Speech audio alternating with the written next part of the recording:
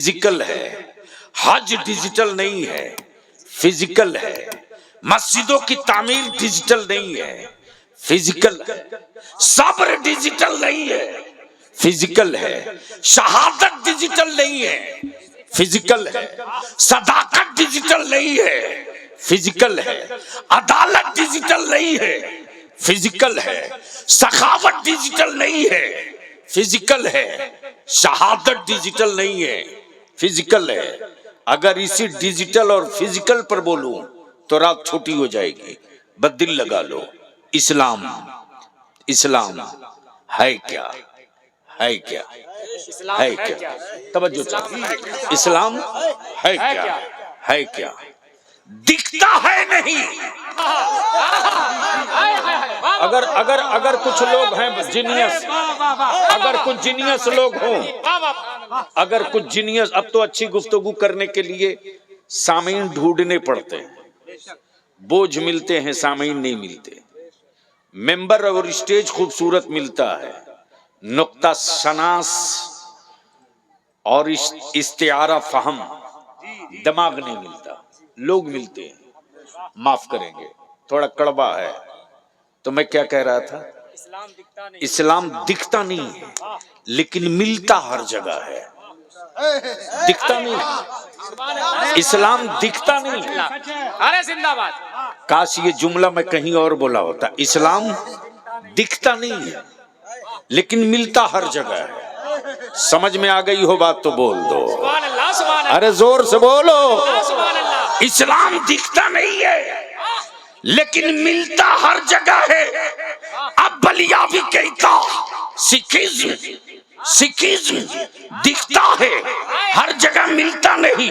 Hinduism दिखता है, हर जगह मिलता नहीं। बुद्धिज्म दिखता है, हर जगह मिलता नहीं। लेकिन इस्लाम दिखता नहीं है। अमेरिका में भी मिलता है, ऑस्ट्रेलिया में भी मिलता है, जर्मन में भी मिलता है, फ्रांस में भी मिलता है, नेपाल में भी मिलता है, मक्के में भी मिलता है, मदीने में भी मिलता है, यूनान में भी मिलता है, मिस्र में भी मिलता है। और भारत वालों,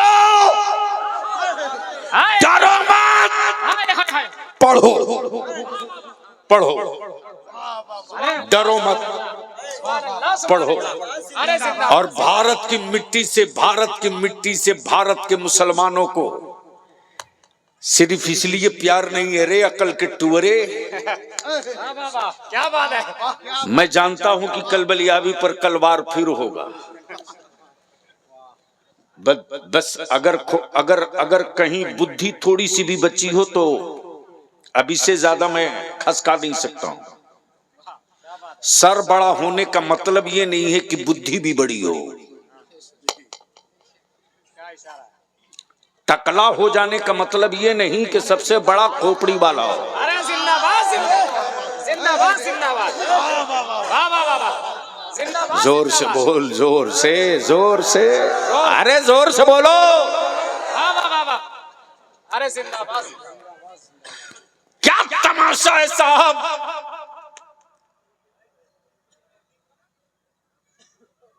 अरे खेत का दाना चुनने वाला परिंदा मुसलमान तुझसे ज्यादा दिमाग वाला है रे। एक छोटा सा परिंदा भी अपनी नस्लों के लिए किस कदर संजीदा है कि छोटा परिंदा भी अपनी नस्लों के लिए घोंसला वहां नहीं बनाता जहां उसकी नस्लों का कातिल सांप पहुंच जाए, बल्कि कांटों के बीच अपने अंडे रखता है और कांटों के बीच से अपनी नस्लों को फिर खड़ा करता है। लेकिन अफसोस, तुमने मार्वल और हवेली में बेटों को तो रखा यार, लेकिन नस्लों के लिए कोई नक्शा नहीं रखा। बदिल लगा लो, इस्लाम दिखता है नहीं, मिलता है हर जगह। इस्लाम दिखता है नहीं, मिलता है, जोर से, मिलता है हर जगह। अब कुफ्र परेशान है।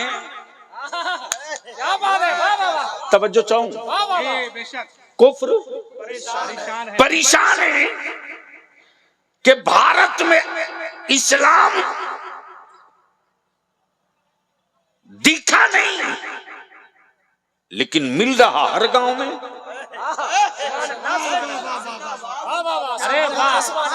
दिखा है नहीं।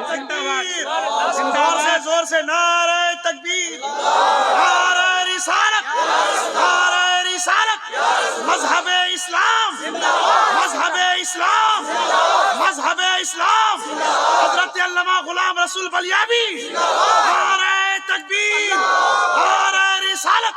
बहुत अच्छे, जिंदाबाद। इस्लाम दिखता नहीं है, मिलता हर जगह। क्या बात है। आखिर ये आया किधर से? आया किधर से? तवज्जो चाहो, आया किधर से? आखिर ये आया किधर से? आया किधर से? दिखा नहीं, आ कैसे गया?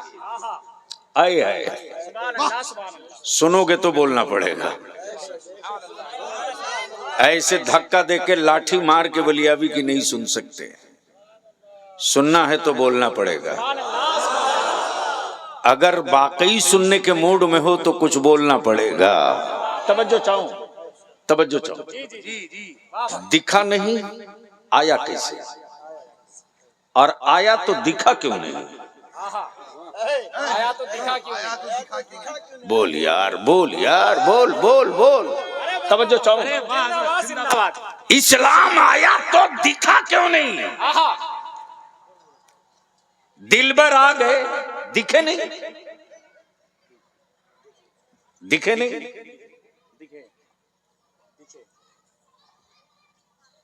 मौलाना का नाम क्या? मुनासिब हजरत मौलाना मुनाजिर हुसैन छपरा से आ गए। आ गए, हाँ। तो जब आ गए तो दिखे क्यों नहीं? समझ सकते हो तो समझो। आ गए, खबर तो मिल गई, आ तो गए लेकिन दिखे नहीं। आ तो गए, खबर मिली है कि आ गए लेकिन दिखे नहीं। कुफ्र परेशान है, इस्लाम आ तो गया लेकिन दिखा नहीं। तब भारत का मेरा ख्वाजा बोल पड़ा, जिस तरह फौज खड़ी रही, आना सागर का पानी चल दिया। फौज खड़ी रही, पानी निकल गया, दिखा नहीं, चला गया।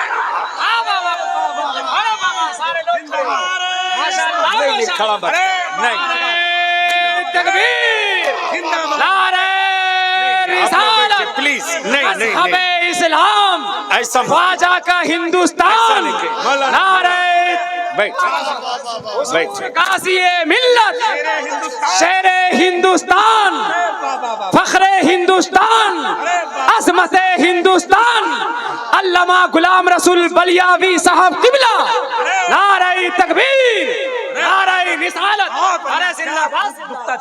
पूरा कुफ्र परेशान है, इस्लाम आ गया, दिखा क्यों नहीं?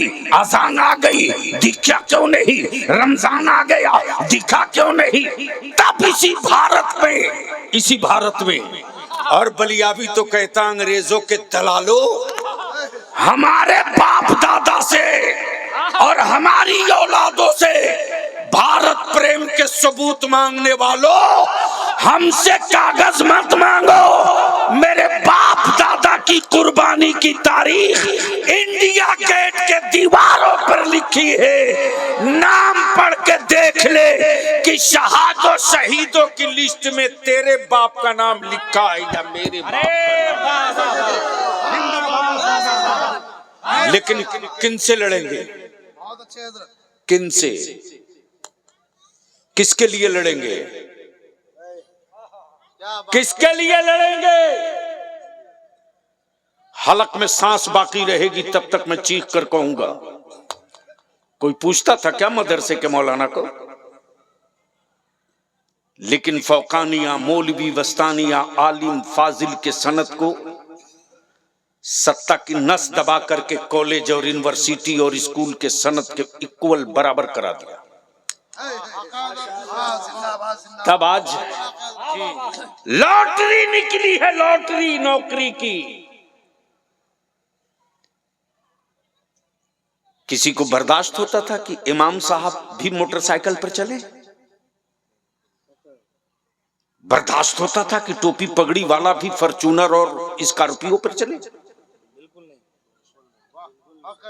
बहुत हक बोल रहे हैं जी। लेकिन बलिया भी कहता है, तिजोरियों में सिक्के रख कर इतराने वालों, जो तेरा रब रोजी देता है वही मेरा भी रब रोजी देता है। बात आगे बढ़ जाएगी। इस्लाम आ गया दिखा नहीं, पूरा कुफ्र परेशान है। इस्लाम आ गया तब बलिया भी कहता है, ओए मार्केट के खरीदे हुए माबूद रखने वालों, क्या बात है। अरे जिंदाबाद जिंदाबाद। नहीं समझ में ऊपर वालों को आया तो नीचे वाले क्या समझे? क्यों धक्का दे के बुलवा रहे? बहुत अच्छा इशारा है सर। जिंदाबाद जिंदाबाद। मार्केट में खरीदने वाला खुदा। भेजा शरीफ में बात आई, मैंने क्या कहा? अगर समझ में बात आ गई होती तो अब तक तो मजमे से नारा लगा होता कि इलाका दहल गया होता। मार्केट के खरीदे हुए माबूद रखने वालों, क्या बात है। अरे जिंदाबाद जिंदाबाद जी। वो तेरे धर्म का खुदा है जिसे बंदा बनाता है। ये ईमान वालों का खुदा है जो बंदों को बनाया करता है। मेरा खुदा बनता नहीं है, बनाता है। मेरा खुदा बनाता है। जमीन मेरे खुदा ने बनाया, आसमान मेरे खुदा ने बनाया, चांदो सूरज सितारे मेरे खुदा ने बनाया, पानी हवा लौह कलम सब मेरे खुदा ने बनाया, चरिंद परिंद दरिंद इंसान सब मेरे खुदा ने बनाया, सोच समझ शऊर सब मेरे खुदा ने बनाया, सब मेरे खुदा ने बनाया। लेकिन महबूब की अजमत भी मेरे ही खुदा ने बताया। और क्या कहा? महबूब सब बना है तेरे लिए। तवज्जो चाहो, सब बना है तेरे लिए, तू बना है मेरे लिए। सब बना है तेरे लिए, महबूब तू बना है मेरे लिए। तब बरेली का इमाम इश्क की चादर खसका के बोल पड़ा, जमीनो जमा। बोलना पड़ेगा, बोलना पड़ेगा। जमीनो जमा, जमीनो जमा, मकीनो मकान, मत बने दो जहां, हमारे यहां उठे भी वहां। दहन में जबा बदन में है जान, उठे भी वहां। दहन में जबा उठे भी वहां, बदन में है जान तुम्हारे लिए। ये लौहो कलम तुम्हारे लिए। ये लौहो कलम, तुम्हारे लिए। ये अर्जो समा, तुम्हारे लिए। ये माहो नुजूम। तुम्हारे लिए। महबूब ये सब तेरे लिए है, ये सब तेरे लिए है। तेरे लिए। तू मेरे लिए है। मेरे लिए। वाह। इसलिए महबूब बंदा मेरा, उम्मत तेरी। हाय हाय हाय हाय हाय। बंदा मेरा, उम्मत तेरी, इबादत मेरी, तरीका तेरा, सजदा मेरे लिए, अदा तेरी। महबूब सबसे बुलंद तेरा रब, बंदा मेरा, उम्मत तेरी। इसलिए हबीब बंदे में तकसीम हो जाए, बंदे में बंटवारा हो जाए। कुछ तेरे लिए, कुछ मेरे लिए, कुछ तेरे लिए, कुछ मेरे लिए। हबीब जो सबसे ऊंचा है वो सर है, वो सर है। और जो सर को काबू में करे वो दिल है। इसलिए हबीब सर झुकेगा मेरी बारगाह में और दिल बिछेगा तेरी बारगाह में। तकबीर, नारे रिसालत,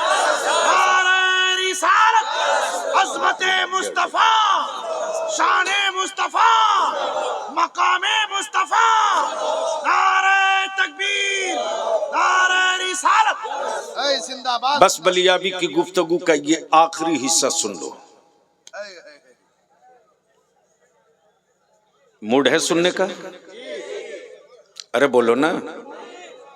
मैं जानता हूं ठंड की वजह से लोगों को बैठने में दिक्कत है, लेकिन ये परेशानी तो पश्चिमी यूपी वालों को होती है, इसीलिए कोई बेचारे लुंगी नहीं पहनते हैं। हम बिहारियों को तो कोई दिक्कत नहीं है, हम लुंगी वाले हैं। एक मर्तबा हमसे एक किसी साहब ने कहा, बिहार में लुंगी देखकर कहा, बोला आप बिहारी हो क्या? मैंने कहा बिहारी नहीं हूं, भारी हूं।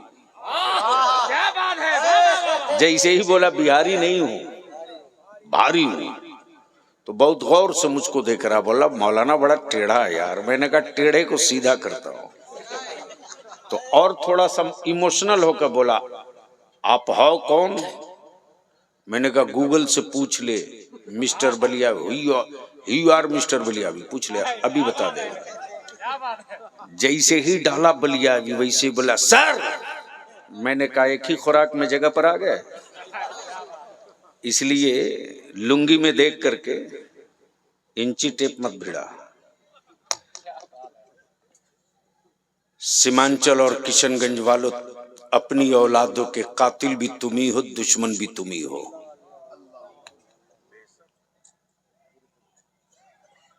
आखिरी बात अर्ज कर रहा हूं, बहुत जरूरी है।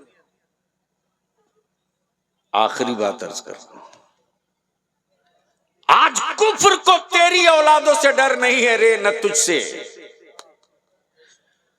उसको मालूम है कि सूद पर बिरयानी खाने वाली कौम। अच्छा एक बात पूछूं, पूछ लूं? इजाजत है? आप लोग नाराज तो नहीं होंगे? अरे जोर से बोलिए ना। अच्छा नाराजी हो लीजिएगा तो मेरा क्या बिगाड़ दीजिएगा? कोई डॉक्टर किसी मरीज का दुश्मन नहीं होता, जो नश्तर लगाता है वो दुश्मन नहीं होता। ये बात इसलिए कह रहा हूं कि आपके लिए दर्द है तब कह रहा हूं, वरना मुझको क्या मतलब। ढेर लोग जन्नत बेच करके माल कमा के चल देते, हम भी नजराना तय करके तकरीर करते चल देते, क्या मतलब है? सुनिए गौर से, बहुत गौर से सुनिए। अगर दिल में जगह हो ना तो अब तकरीर मत कराइए। 5गाछी में कितना टोला है?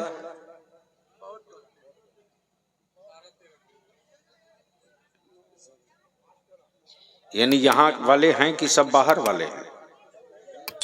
5गाछी वाले हैं? हम वार्ड नहीं पूछ रहे भैया, टोला। 4 टोला। आपकी बात में मान लूंगा, इसलिए कि मैं आज से इस इलाके से थोड़ी गुजर रहा हूं। वार्ड 9 हो सकता है, लेकिन टोला 4 है। मस्जिदें कितनी है ये भी गांव वालों को पता नहीं। अरे हजरत उतना कहां दूर जा रहे हैं? मातम कीजिए कि जिस गांव के लोगों को अपने गांव की मस्जिद की संख्या और तादाद नहीं मालूम है।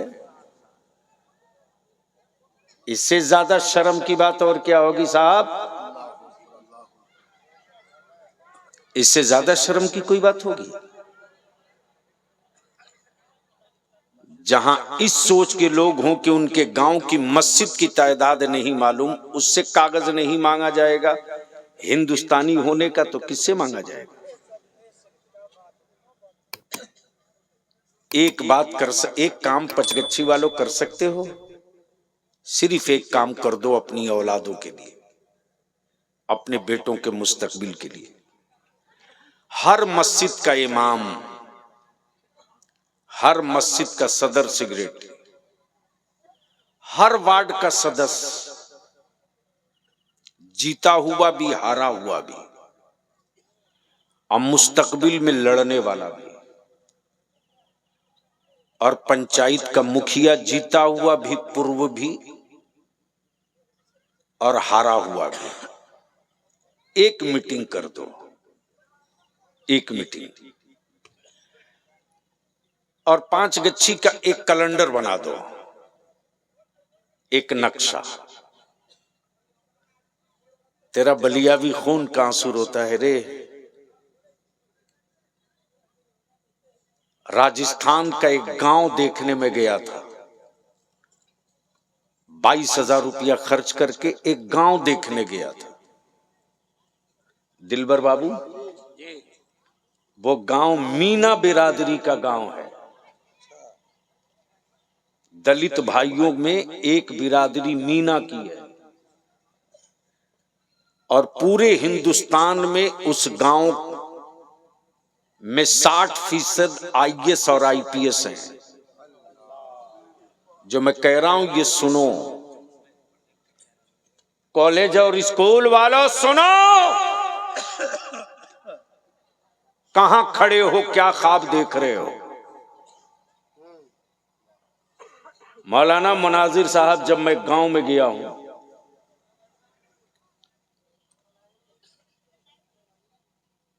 झालवार के करीब है ये, तो मुझको लगा कि मैं जरा उस गांव को देखूं जहां 60% IAS और IPS पैदा होते हैं। जब मैं मार्केट में दाखिल हुआ तो पहले ही मैंने स्कॉट वाले को कह दिया था, सायरन मत बजाना।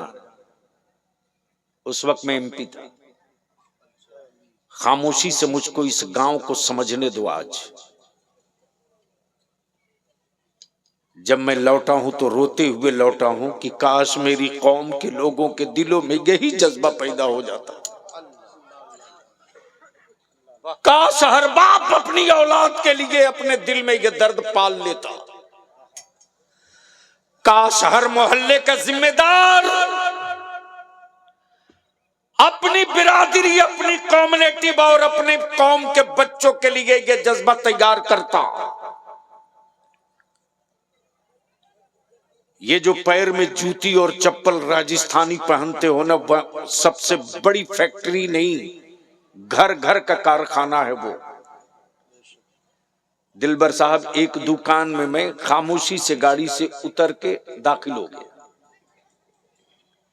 एक बूढ़ा, एक बूढ़ी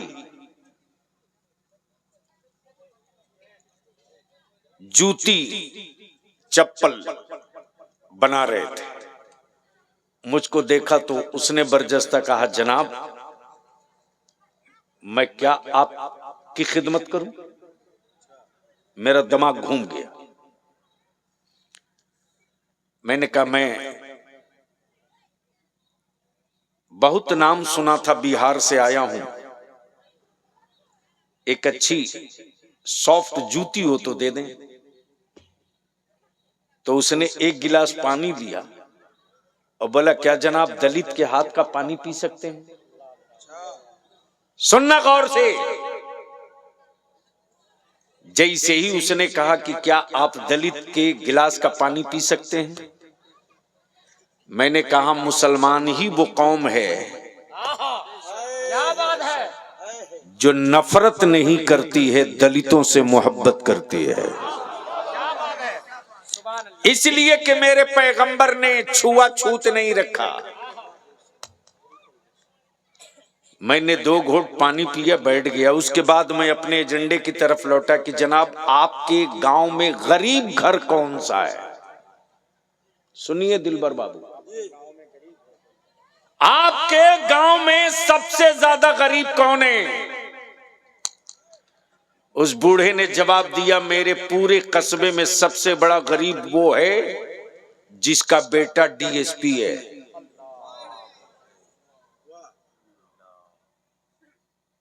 जिसका बेटा, वो सबसे बड़ा गरीब है। मैंने कहा, बकीये? उसने जवाब दिया कि मेरे गांव में, मेरे कस्बे में 60% IAS और IPS, 75% एडिशनल कलेक्टर, 32% जजेस मिलेंगे। मैंने कहा आपके गांव, आपके मार्केट में बच्चियां नहीं दिख रही हैं? उसने जवाब दिया, मेरे कस्बे की छोरी पढ़ती है, हम रिटायर्ड हैं, हम रिटायर्ड हैं, हम अपने बाप दादा के पेशा को जिंदा रखें। बलियावी तुझसे आखिरी बात कहता है, वो तुझे याद नहीं रे, तुझे याद नहीं जब पटुआ का साग और रोटी और भात खा करके बाप दादा ने जिंदगी बिता दी, लेकिन जमीन का कोई टुकड़ा नहीं बेचा। जी चाहता था अच्छा खाएं, लेकिन नहीं खाए। जी चाहता था अच्छा कपड़ा पहने, नहीं पहने। आज हम जमीन बेचकर अच्छा खा लेंगे तो कल मेरे बच्चों का क्या होगा? लेकिन आज उन्हीं की औलादें जमीन बेचकर दामाद खरीद रही हैं। आज उन्हीं की औलादें जमीन बेच करके जहेज और तिलक दे रही हैं। सोचा कभी कि दादा जब पटुआ धो रहे थे तो उनके बदन से बदबू कैसी आती थी? कभी सोचा? नहीं सोचा। इसलिए कि मरी हुई लाश कभी सोचती नहीं है। और याद रखना, लाशों को कांधे की जरूरत पड़ती है, जिंदा कौमों को कांधे की जरूरत नहीं पड़ती है। अब अगर जिंदा कौम हो तो सिर्फ एक काम कर लो पचगच्छी वालों, सभी मस्जिद के इमाम, सदर, सेक्रेटरी, जनप्रतिनिधि मिल करके एक मीटिंग करके एक चटाई तैयार कर लो कि हम निकाह सस्ता करेंगे, हम शादियां आसान करेंगे।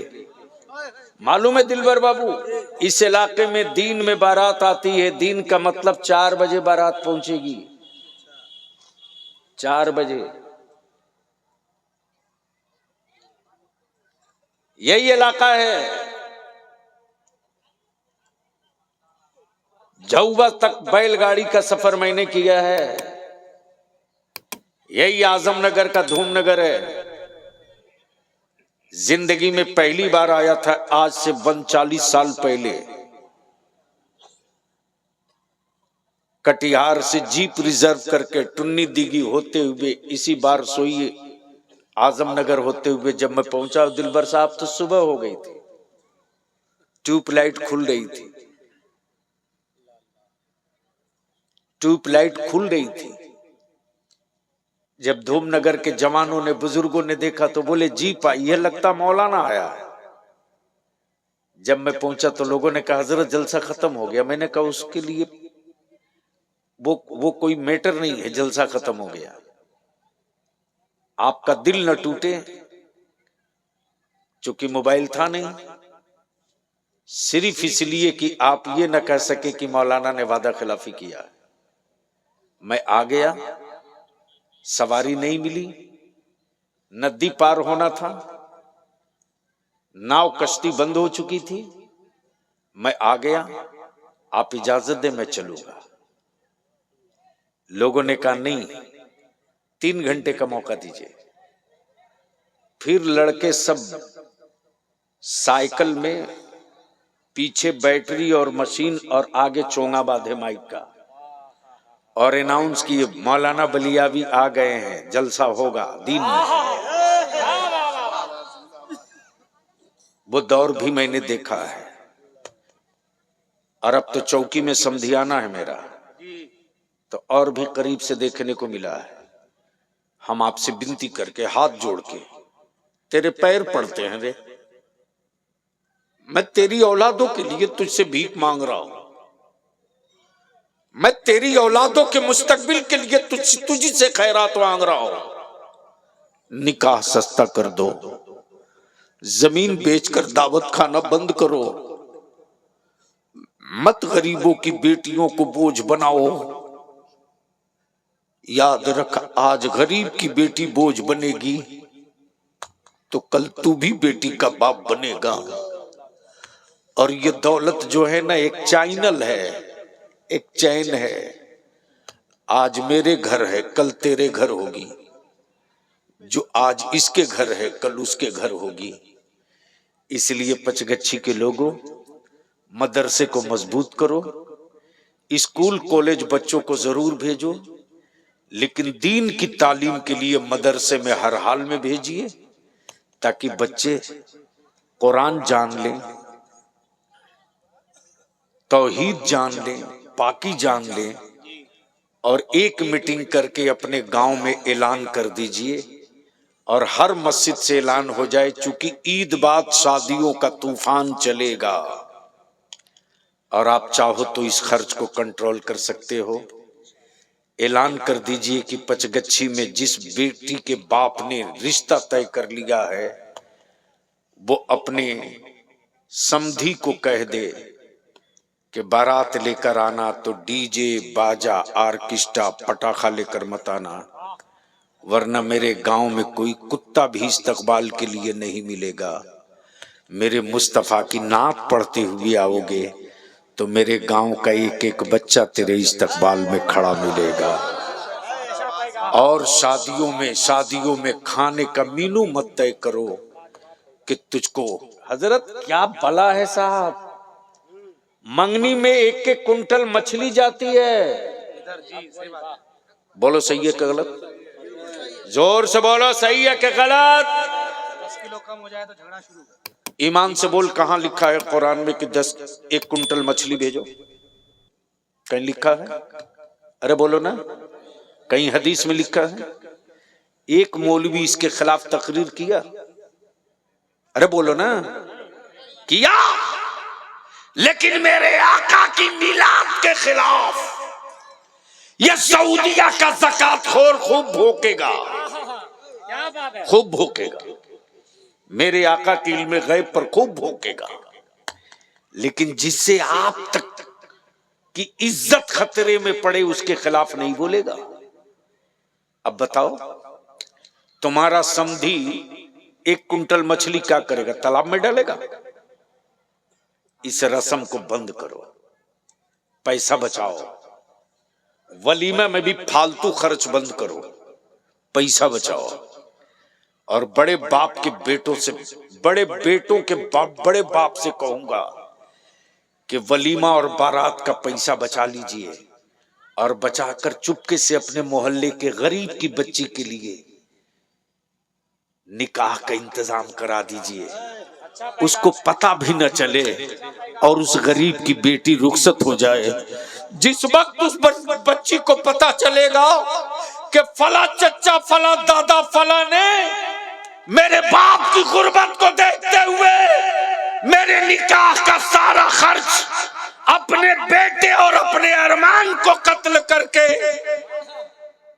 वो इंतजाम किया है, याद रखना, उसके तन से जो औलाद पैदा होगी ना, वो बेटी अपनी औलाद को वो सबक सिखाएगी कि बेटा तू मेरी औलाद है ना, तो तुझ पर तेरी दूध का एक बोझ और भी है कि मेरे गांव का फला चचा फला दादा, कभी उसकी तौहीन मत करना, उसका एहतराम करना। इसलिए बलियाबी की विनती है, गाड़ियों के काफिले निकालना कम करो, टेंट माइक लाइट साउंड पर पैसा खर्च करना बंद करो। इसी पैसे को बचाकर अपनी औलादों को पढ़ाओ। अगर पढ़ाकर पावर वाला कलम दिला दिया ना, पावर वाला कलम, तो याद रखना तलवार के मारे हुए जख्म भर जाते हैं, कलम की मारी हुई नस्लें नहीं संभलती हैं। हमें कलम से मारा गया है और कलम के जख्म का मरहम नहीं, कलम के घाव के भरने के मरहम का नाम कलम है। अल्लाह ताला अमल खैर की तौफीक रफीक अता फरमाए। हाँ, 2 फरवरी को यहां से पूर्णिया बहुत दूर नहीं है। कै फरवरी को? जोर से बोलिए। कै फरवरी को? 2 फरवरी को पूर्णिया के रणभूमि मैदान में किसके लिए? नबी की इज्जत और नामूस पर कानून बनाने के लिए। मॉब लिंचिंग, मुसलमानों के बच्चों के मॉब लिंचिंग के खिलाफ दलित एक्ट की तरह मुस्लिम सेफ्टी एक्ट बनाने के लिए, तिलक जहेज के खात्मे के लिए और मसाजिद, मदारिस, खानकाह, औकाफ के तहफ्फुज के लिए 2 फरवरी को रंगभूमि मैदान में पार्टियों की रैली में तो बहुत पैसा खर्च करके जाते हो मुसलमान, नबी की इज्जत के लिए, मुस्तफा के नामूस के लिए रंगभूमि मैदान में अगर वक्त हो और तौफीक अल्लाह दे तो जरूर आइए और लोगों को लेकर आइए। पहली मर्तबा मुसलमान बिहार में, झारखंड में, बंगाल में, उड़ीसा में अपने हक और हिस्सेदारी के लिए अब अपना झंडा लेकर निकल पड़ा है। मैं तो अपने आलिमों का खादिम हूं। बलियावी की जिंदगी का मिशन एक ही है, तुम रहो न रहो, तेरी औलादे बाकी रहे, तेरी नस्लें सलामत रहे। यार जिंदा, सोहबत बाकी। अगला प्रोग्राम नाज़िमी इजलास से जो जहां है वहीं बैठा रहे। अस्सलाम वालेकुम।